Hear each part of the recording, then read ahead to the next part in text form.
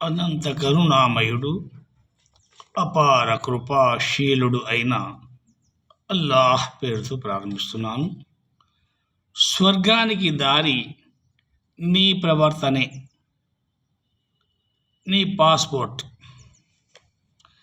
ఈ ప్రపంచం ఒక శతాబ్ది, ఒక తాత్కాలిక మజిలీ.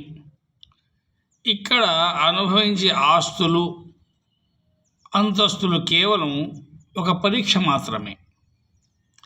నిజమైన విజయం పరలోకంలో దక్కే జన్నత్, స్వర్గం. ఆ మధురమైన గమ్యాన్ని చేరుకోవడానికి మార్గం ఎక్కడ ఉన్నది? దైవ ప్రవక్త సల్లల్లాహు అలైహి వసల్లం చూపిన ఆ వెలుగు దారిపై ప్రత్యేక కథనం. మనిషి అంతిమ లక్ష్యం ఆనందం, కానీ ఈ లోకంలో లభించే ఆనందం క్షణికం. శాశ్వతమైన ఆనందం, ప్రశాంతత లభించే చోటు స్వర్గం. ఖురాన్ ప్రకారం మనుషులను పరిరక్షించడానికే ఈ జీవితం ఇవ్వబడింది. మరి ఈ పరీక్షలో నెగ్గి ఆ స్వర్గపు వాకిలిని తట్టాలంటే మనం ఏం చేయాలి? ఈ హృదయపు వెలుగు స్వర్గానికి వెళ్ళే ప్రయాణంలో మొదటి అడుగు ఈమాన్, విశ్వాసం. దైవం ఒక్కడేనని నమ్మడం ఎంత ముఖ్యమో, ఆ నమ్మకం మన ప్రవర్తనలో ప్రతిబింబించడం అంతకంటే ముఖ్యం. దైవ ప్రవక్త ముహమ్మద్ సల్లల్లాహు అలైహి వసల్లం ఒక అద్భుతమైన మాట చెప్పారు.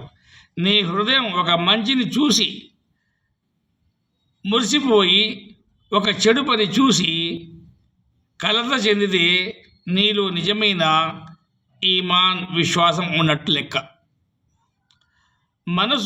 మనసులోని ఆ చిన్న వెలుగే మనల్ని చీకటి మార్గాల నుంచి రక్షిస్తుంది. నమాజ్ ఆత్మకు ఆహారం. నమాజ్ అంటే కేవలం అన్ని క్రియల కలయిక కాదు. అది సృష్టికర్తతో చేసే సంభాషణ.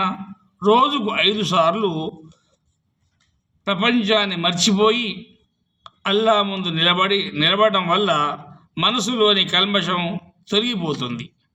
నమాజ్ మనిషిని చెడు నుండి దూరం చేస్తుంది అనేది ఒక అక్షర సత్యం.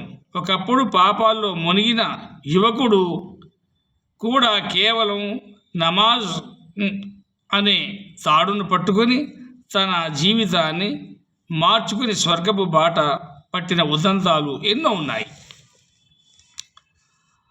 ఆరాధన ముఖ్యమా, ప్రవర్తన ముఖ్యమా అనే విషయాన్ని మనం ఇప్పుడు అర్థం చేసుకోవాలి.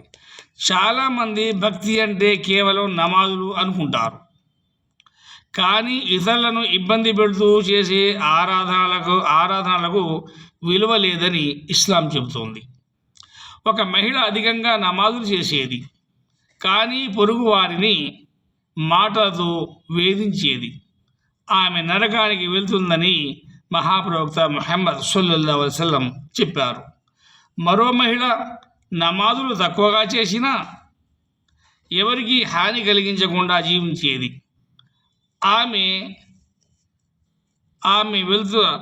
ఆమె స్వర్గానికి వెళ్తుందని చెప్పారు. దీనిని బట్టి అర్థం చేసుకోవాల్సింది ఏమిటంటే, సత్యం, సహనం, దయ, క్షమ అనేవి స్వర్గపు తోటలో వికసించే పువ్వులు.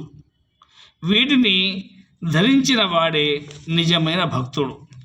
కష్టాల్లో సబ్ర్ అంటే సహనం, తప్పు చేస్తే తౌబా, పశ్చాత్తాపం. జీవితం అంటేనే ఎత్తుపల్లాలు.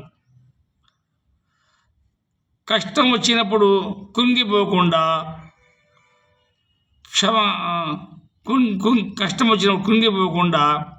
దైవంపై నమ్మకంతో సహనం, సబరు పాటించే వారికి అపారమైన ప్రతిఫలం లభిస్తుంది. అలాగే మనిషి అన్నాక తప్పులు చేయడం సహజం, కానీ ఆ తప్పును తెలుసుకొని మనస్ఫూర్తిగా పశ్చాత్తాపం చెంది తౌబా చేసే దాసుడంటే దైవానికి అమితమైన ప్రేమ. అల్లా మనందరికీ ఈ విషయాల పట్ల అవగాహన చేసుకొని ఆచరించే మహాభాగ్యం ప్రసాదించుగాక. ఆమీన్ యా రబ్బల్ ఆలమీన్.